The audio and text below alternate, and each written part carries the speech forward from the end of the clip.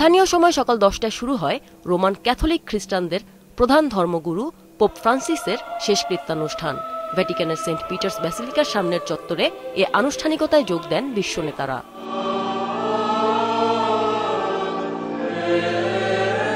অন্ত্যেষ্টিক্রিয়ায় উপস্থিত ছিলেন মার্কিন president Donald Trump, first lady Melania Trump, Prince William, যুক্তরাষ্ট্রের সাবেক প্রেসিডেন্ট জো বাইডেন ও তার স্ত্রী, ইউক্রেনের প্রেসিডেন্ট ভলোদিমির জেলেনস্কি, ফ্রান্সের প্রেসিডেন্ট ইমানুয়েল ম্যাখো সহ 150-র বেশি দেশের প্রতিনিধি। সকালে শোভাযাত্রার মধ্য দিয়ে পোপ ফ্রান্সিসের কফিন নেওয়া হয় সেখানে। নীরবতা ভেঙে করতালি দেন উপস্থিত জনতা। সেন্ট পিটার্স স্কোয়ারের বিশাল প্রাঙ্গণে ফ্রান্সিসের কফিনের এক পাশে বসেছিলেন ট্রাম্প সহ বিশ্ব নেতারা, অন্য পাশে বসেছিলেন কার্ডিনালরা। অন্ত্যেষ্টিক্রিয়ায় সমবেত হয় প্রায় 2.5 লাখ মানুষ। পরে প্রার্থনা শেষে পোপের কফিন ধীরে ধীরে এক শোভাযাত্রার মাধ্যমে রোমের সান্তা মারিয়া মাজ্জোরে ব্যাসিলিকায় সমাহিত করার জন্য নিয়ে যাওয়া হয়। শোভাযাত্রাটি ভ্যাটিকান সিটি থেকে বেরিয়ে আরও 6 কিলোমিটার পথ পাড়ি দেয়।